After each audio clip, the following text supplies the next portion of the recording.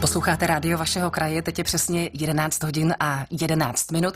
Já už mám ve studiu svého dnešního hosta, jak jsem avizovala, je jím slovenský vědec, filozof, představitel sofiologie, doktor Emil Páleš. Vítám vás tady, dobrý den. Děkuji, dobrý den. Já když jsem se připravovala na dnešní rozhovor, tak na mě vyskočily hned pojmy, jako je právě sofiologie, kybernetika, počítačová lingvistika, angelologie a tak dále. A říkala jsem si, že možná radši onemocním, než přijít do rádia. Na druhou stranu teda mi to vrtalo hlavou celou noc, se přiznávám. Co vy jste, pane doktore, zač? Takže jestli se na tuto zdánlivě jednoduchou otázku dá nějak odpovědět? Jak Goethe jednou řekl, že on se specializuje na všechno. Tak ja som niečo také podobné. Tá sofiológie, to je vlastne hľadanie celistvé moudrosti, ty Sofie. Je to niečo, co si přál Komenský, Soloviov v Rusku, u nás to boli Štúrovci. Taký slovanský sen urobiť syntézu rôznych druhov poznania, aj vedeckého, aj náboženského, intuície, citu, rozumu, vôle. Čiže je to také propojenie všeho. Prepojenie do celistvej múdrosti, ktorú každý laik potrebuje, že čo v živote robiť, keď máme rôzne špeciálne poznania, ale v životě nakonec to musí dát člověk nějak dohromady. Když se vrátím ještě do vašich studentských let, co vede mladého člověka k tomu, že se rozhodne vystudovat kybernetiku? Co vás tomu přivedlo? Kde jste to v sobě objevil? Tu vášeň, proto jestli můžu použít toto slovo. To bylo tak víceméně praktické, protože vtedy sa nedalo študovať. Filozofia bola iba marxistická a tá matematika, tie počítače vlastne bola veľmi dobrá príprava na schopnosť myslieť exaktne aj o nehmotných veciach. Takže to bola dobrá voľba, ale ja vlastne som si mal v sebe od detstva takú intuíciu, že ma zaujímali všetky tie veci a som hľadal akoby to spojenie filozofické. Vy jste potom vyučoval, nebo ještě pořád vyučujete počítačovou lingvistiku? To už je dávno. Ja som mal obdobie, kedy som robil prvý počítačový model slovenštiny, čiže to bola umelá inteligencia, ktorá mala rozprávať prirodzeným jazykom. To som vtedy aj vyučoval na škole a na Akademii vied som viedol výskumnú úlohu. A teď vás tedy zaměstnává co nejvíc? Jak se vám představit takový váš běžný život filozofa? Běžný den?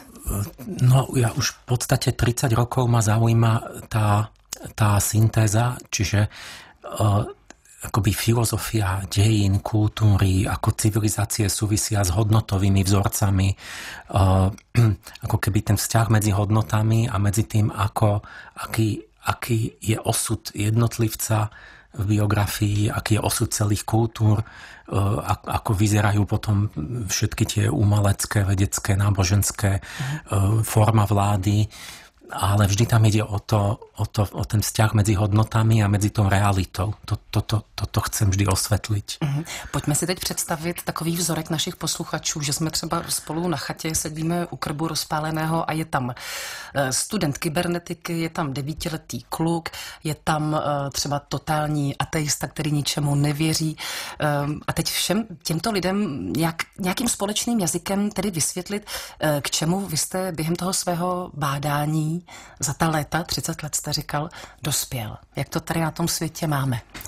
No, ja to aj presne tak mám, že na tých mojich seminároch sedia od stredoškolákov po dôchodcov a všetky druhy ľudí, vzdelaní, nevzdelaní, takže ja som zvyknutý im to hovoriť, len síce nie za minútu. Tady sme trošku limitovaní, áno. Ale v podstate ja smerujem k tomu, že chcem vydobiť z toho poznania ako dejiny učiteľka lidstva akýsi taký mravnú iskru, taký náboj, že vlastne závisia všetky veci od nás a hlavne od tých ideálov a od tých hodnotových postojov.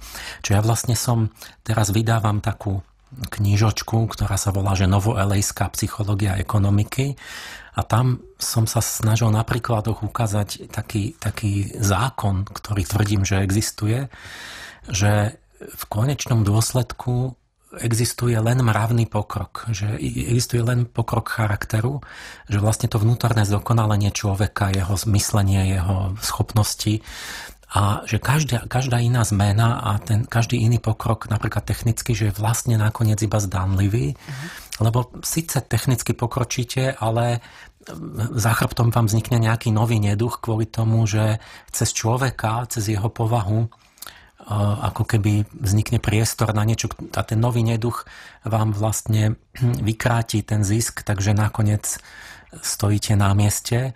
Takže ja sa snažím akoby vysvetliť, že sa nedá to mravné úsilie a tie etické ideály, že to sa nedá nahradiť len nejakým technickým vynálezom. Jsme spíš takový pohodlnější, že těmi technickými vynálezy si asi chceme trošku odpomoci od něčeho a ten život si zjednodušit. No a to je nebezpečné, o tom budeme zajtra hovoriť, že tie dejiny sú síce sa menia, ale sú zároveň stejné. Také tie dejinné vzorce niekedy sa úplne prekvapivo detailne zopakujú, ako keby to bol rovnaký obraz, aj keď je to v inej dobe. A tá naša doba sa veľmi podobá na ten koniec starého Ríma, vyspelá civilizácia a Rímania mali treba z otrokov a my ideme mať robotov, umelú inteligenciu. A myslíme si, že nám bude dobre, ale tie dejiny nás učia, že keď Rímania prestali pracovať a pracoval niekto na nich a všetko išlo z provincií, oni len mali chlieba, hry a zábavu, tak oni začali mravne upadať. A my vlastne to je taká výzva, teraz aktuálna tá technologická nezamestnanosť, že 3/4 ľudí pomaly nebudú mať prácu, ale človek nemôže zostať bez zmysluplnej práce, pretože vlastne duševne začne akoby rozklad osobnosti, takže my budeme musieť vymyslieť ako keby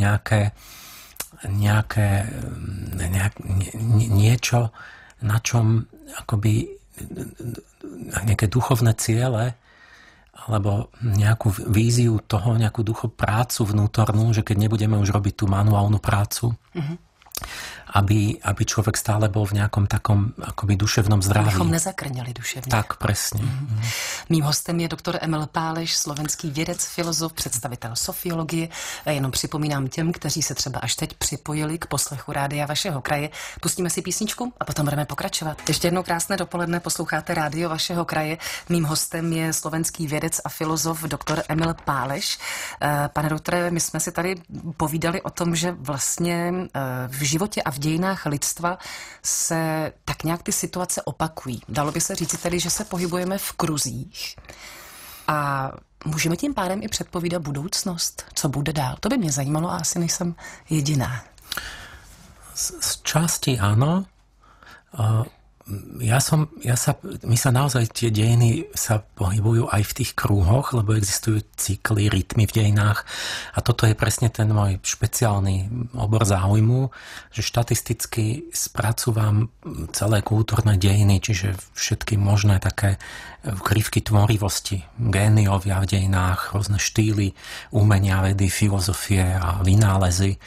A tam sa ukazuje, a to je známa vec, že sú také renesancie, že sú ako keby po nejakých 500 rokoch, že znova je nejaké obdobie, kedy sú podobné témy, ako bolo už predtým a ešte predtým, povedzme, máme romantizmy každých 500 rokov. Vždy, ja neviem, bol romantizmus, boli predtým tie trubadurské obdobia a to bolo už od starého Egypta, alebo nejaké také obdobia absolutizmov, alebo také racionalistické osvietenstva, že na toto mňa zaujímalo, toto robím dopodrobna vlastne už desiatky rokov, že prečo to vlastne je, aké sú to obdobia, ako je to možné, prečo to je tam pravidelný rytmus, ako to, že synchronne na rôznych miestach na Zemi, povedzme oddelené kontinenty, Amerika predkolumbovská a máte tam podobnú vec v tom istom čase. A jak to, že to tak tedy je, když vám skočím do řeči? Co jste vybádal? Proč to je? Proč se to opakuje? No ono v realite má všetko viacero príčin a je to také zložité, že to je otvorené stále. Tam je taká celá škála vysvetlení, s ktorou pracujeme. Jedno je od vplyvu nejakých kozmofyzikálnych faktorov, povedzme, že slnečná činnosť ovplyvňuje klimatické cykly na Zemi. A keď je, neviem, zima, neúroda, tak potom padajú ríše, takže vznikne určitý pravidelný cyklus. Ale to je iba jedna nejaká určite zložka toho vysvetlenia, pretože tam sú také psychologické jemné veci, ktoré zase sa nedajú nejako fyzikálne vysvetliť. Takže tam sa zase to vysvetľuje nejakou dynamikou vlastne vnútorkultúrnou. A ja sa to snažím všetko akoby tak rozpliesť, akoby taká hádanka, je to, ktorú určite ja nedokončím. To jsem se chtěla zeptat, jestli ještě je pořád co rozplétat. No to bude ešte 1000 rokov, ale proste šťastie je, keď vôbec sa mi niečo podarí. Povedzme, že tie 500-ročné cykly, ktoré nikto asi na svete, nikto tak podrobne sa tomu nevenoval, tak vlastne ja s profesorom Mikuleckým sme akoby objavitelia toho a teraz už je to už to toľko pracovisk potvrdilo na svete, že vlastne to môžeme brať za fakt, že naozaj existujú. Zaujímavé je, že prečo to tak je. No ja vlastne som si všimol to, že vlastne každá tá epocha, ako to osvietenstvo, romantizmus, baroko, renesancia, že vlastne vzniká tým, že sa zdôraznia niektoré schopnosti a vlastnosti človeka. Že romantici cit, osvietenci rozum, v baroku to bola vnímavosť, neviem, v renesancii to bola taká akoby vôľa nejaká, že schopnosť niečo uskutočniť. V absolutizme je to také tie tradicionalisticko, poslušnosť, hierarchia, vlastne takéto, vždy je to nejaké iné hodnoty, ktoré utvoria potom tú spoločnosť, ktorá má určitý charakter. Ale vždy to urobíme tú chybu, že to je nejako jednostranné, že si vybereme iba niektoré hodnoty, tie opačné zanedbáme a to nás potom donúti k tomu cyklu. Že vlastne sa to musí vystriedať, pretože to nie je celkom v poriadku a zase to ide do toho opačného akoby výkyvu toho kývadla a potom zase naspäť a takto vznikajú akoby tie striedania tých epôch, ktoré sa volajú, buď Sorokin to nazval sústava pravdy, alebo paradigma vo vede, alebo ten Pareto to volal cirkulácia elít, že raz vládnu líšky, raz levy. A o tom to už hovoril Platón, že vlastne sa striedajú určité obdobia politické. A veľmi to je proste veľké poučenie, by sme si mali aj zobrať do súčasnosti. A že sú tu nejaké zákonitosti, na ktoré treba mysleť, lebo sa im nevyhneme. A teď žijeme v jaké době? Jakému období se to podobá, tedy z té historie? To by sa tiež dalo rôzne, ale mňa zaujímalo zvlášť, bolo také tradičné učenie, ktoré ešte bolo súčasť náboženstva kedysi, náuky o anjeloch. A to už bolo kresťanské, a už to niekde od starého Babylonu pochádza, že sa verilo, že je tu 7 bohov alebo duchovných bytostí, archanielov, ktorí sa prirovnávali k 7 planetám. A oni stelesňovali vlastne 7 takých archetypov nejakých duševných schopností, dokonalostí. My dnes vieme, že máme zhruba 7 typov inteligencie, 7 typov emócií základných, 7 typov ako keby morálnych, nejakých základných takých, ktoré sú univerzálne vo všetkých kultúrách. Na toto bolo obrazne v tých starých náboženstvách v podobe tých obrazov, tých božstiev a anielov, ktoré akoby mali učiť ľudí. Ale oni si všimli, že sú tu určité cykly, že to ide v nejakom poradí za sebou a sa to vracia po určitom počte rokov. A podľa tohto starého učenia, ktoré ja som tak minimálne čiastočne potvrdil, že to nebolo to iba taký výmysel, ale bolo to na pozorovaní akoby dejín, tak podľa toho by sme mali byť v epoche veľkého archaniela Slnka, Michaela, a súčasne malým duchom času by mal byť Zachariel, to je anjel Jupitera, ale v preklade pre dnešného človeka, ktorý nepozná tie staré veci, to znamená, že máme epochu, ktorá sa podobá na 6. storočie pred Kristom, na klasické Grécko, alebo aj na renesanciu v čase Leonarda a Michelangela. My se k těm, že vám opět skáču do řeči, respektive do nádechu, tak my se k andělům rozhodně společně ještě vrátíme, protože vy jste vlastně vydal, nebo postupně vychází už několika svazkové dílo Angelologie dějin a Ti andělé mě zajímají. Já jsem si dělala před včerejším vysíláním průzkum na Facebooku osobní mezi svými přáteli, jestli existují andělé. Teď mi ještě neodpovídejte, jinak teda všichni psali, že určitě. A my se k tomuto tématu dostaneme po téhle krásné písničce. Je to variace na renesanční téma. Vladimír Mišík. Hezký poslech. Mým pátečním dopoledním hostem ve studiu Rádia vašeho kraje je slovenský vědec a filozof doktor Emil Páleš. Před písničkou jsme naznačili, že teď nás čeká takové andělské téma, protože anděle a angelologie dějin, to je, řekla bych, další takové vaše gro a ohromný zájem. Ale musím se teda zeptat úplně laicky a jednoduše, jako jsem se ptala právě těch svých přátel na Facebooku. Pane doktore, existují anděle? To je práve tá otázka, na ktorú sa nedá jednoducho. A to je veľký problém, lebo ľudia, anděle sú v móde, pretože v takej dobe, kedy chýba duchovnosť, tak ľudia začnú hľadať.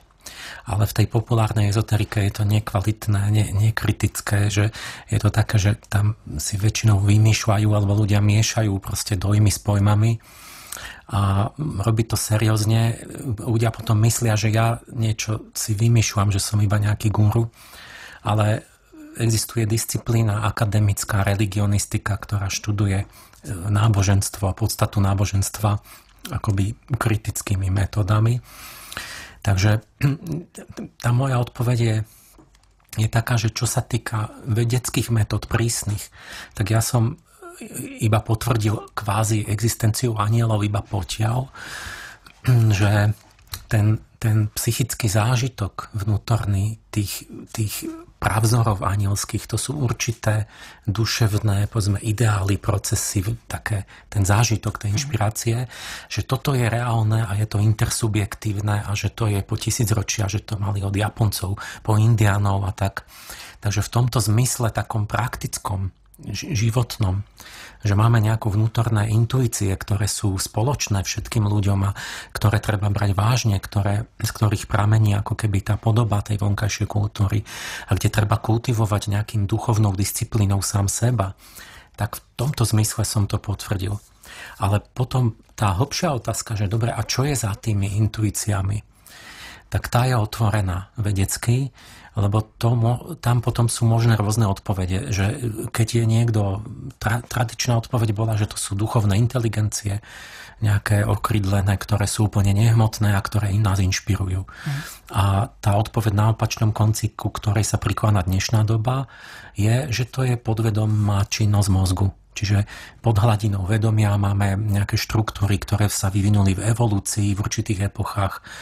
Čiastočne to súvisí aj so zvieratami, zdieľame niečo. A že to má proste hmotný základ, tie naše duchovné zážitky, že majú vlastne nejaký evolučný hmotný základ. A medzi tým je mnoho rôznych ešte medzi odpovedí, ale toto všetko musím ako vedieť nechať otvorené. A tým pádom to nepotvrdzuje náboženskú vieru, ani nevyvracia, ale necháva slobodu človeku. Môže veriť, ale ako vedec nemôžem potvrdiť, že... Ale ja kladiem práve do popredia to praktické hľadisko, nejaké tie metafyzické akoby úvahy, to ešte sa bude diskutovať tisíce rokov, tak ako už sa tisíce rokov diskutuje, ale dôležité je, že tá praktická duchovnosť a začleniť ten intuitívny rozmer do života, do každodenného, tak to je naozajstná úloha a veľká výzva. Čiže v istom smysle sa musíme vrátiť k nejakej spiritualite. My jsme tady teď měli během toho povídání takovou exkurzi mladých lidí, deváťáků, takže to je kolik 14letí lidé, tak si tak představuju, že byť už odešli, takže by tam určitě, pokud by měli možnost se vás teď zeptat, zazněl dotaz, jestli máte nějakou osobní zkušenost, nějaké setkání s andělem.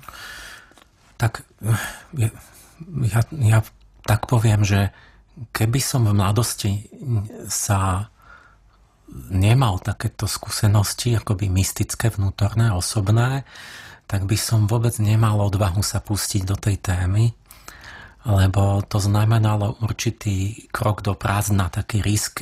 Ja som mal postavenie dobré už na akadémii vied, na vysokej škole, mal som byť vedúci katedry a ja som zrazu zmenil tému a začal som skúmať niečo, čo bolo úplne nové, úplne akoby nepodporované a riskantné, lebo sa mohlo stať, že by som na nič neprišiel, že by to bolo celé nejaký omyl a ja som akoby sa musel tak povediať spoľahnúť na tých anielov, na ten vnútorný hlas, že som mal intuíciu, že týmto smerom bude niečo dôležité pre ľudí, čo možno ja riskujem seba osobne, ale ak to je pravda, tak to bude pre nás všetkých veľmi dôležitý nejaký výsledok.